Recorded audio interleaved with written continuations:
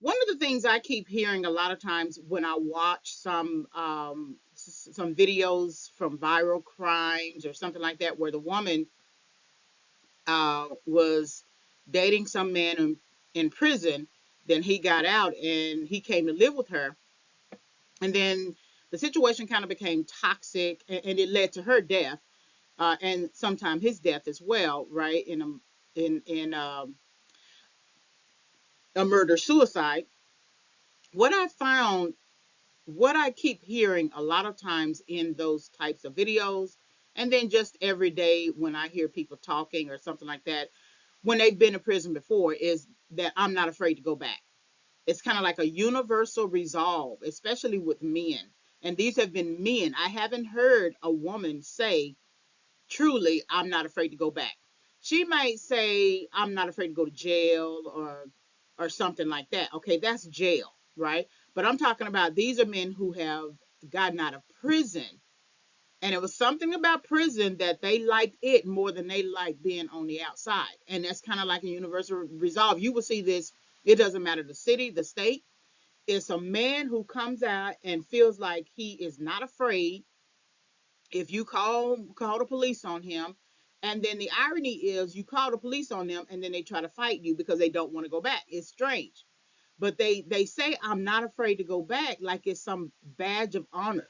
Like they got some badge on them that's gold star, and they're wearing a uniform, and they're saying I'm not afraid to go back. And it's like they're so used to living in that type of mindset in prison.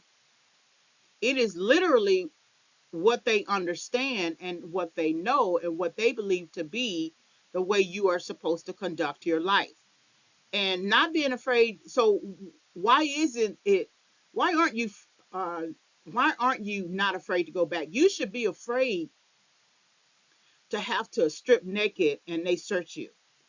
You should be afraid. Oh, let's go back even prior to that. You should be afraid when someone has to put handcuffs on you.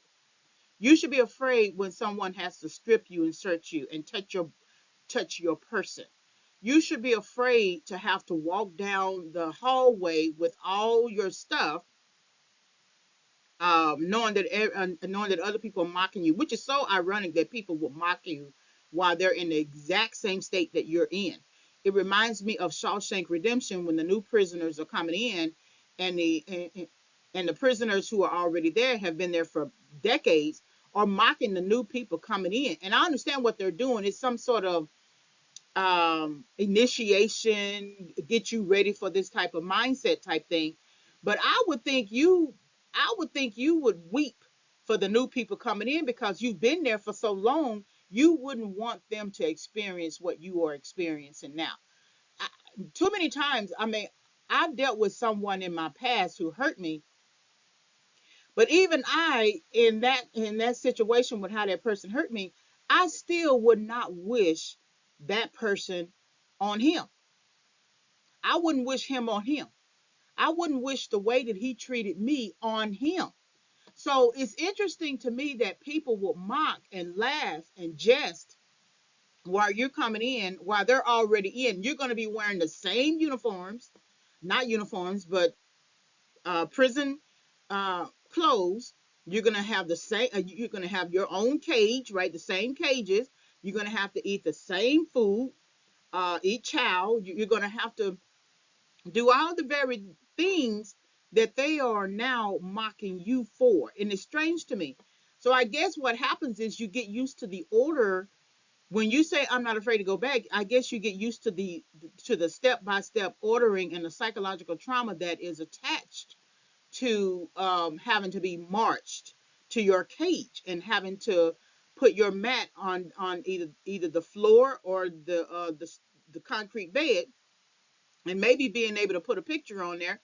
And the thing is, it becomes your home because what happens a lot of times when people go back and forth is they didn't feel like they were at home at their home. And that comes from childhood. That's not something that starts at 18, 19, 20 years old. You didn't feel like your home was your home when you were young.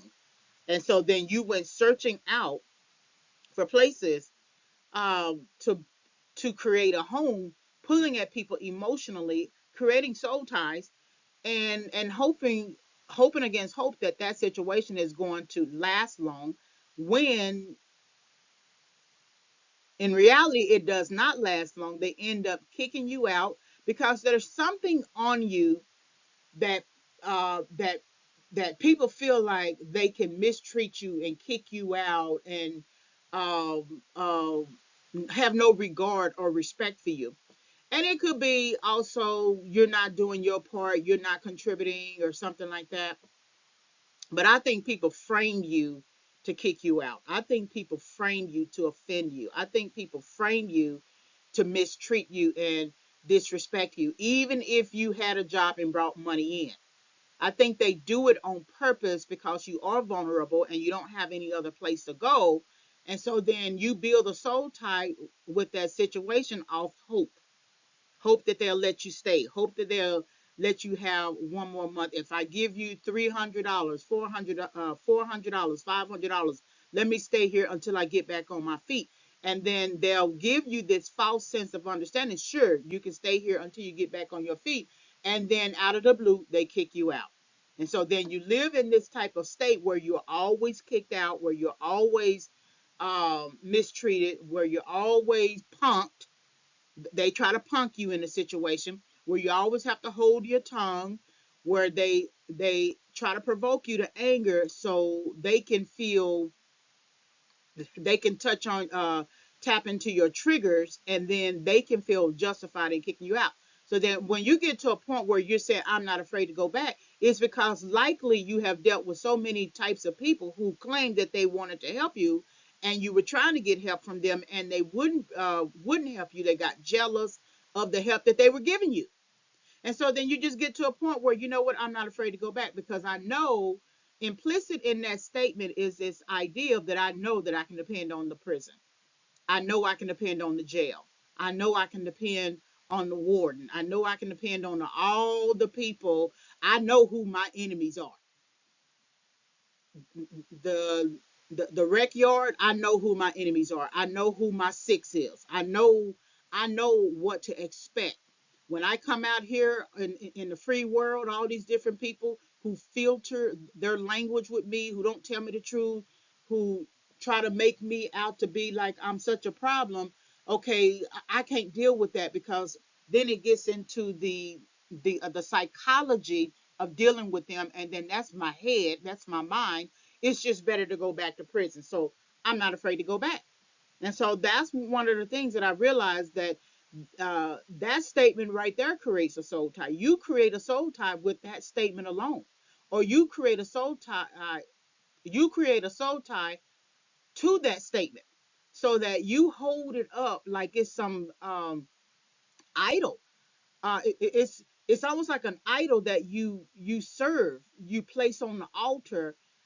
You might as well have a sign, have a T-shirt, have a business, have something like that, because I'm not afraid to go back. I'm not afraid to go back is something that you hang a flag on. You you put a picture on the wall for. You cook every day with that type of statement, right? Of course, it's within the prison system and everything that you are doing. So you just basically get used to the routine of that system, and you're not afraid to go back, which is ironic, because you are getting you support the routine of the prison, but not the routine of um, creating a life plan. All right, so now that you've gotten to the end, this is you can visit, subscribe, and follow. My website is reginawhyfavors.com.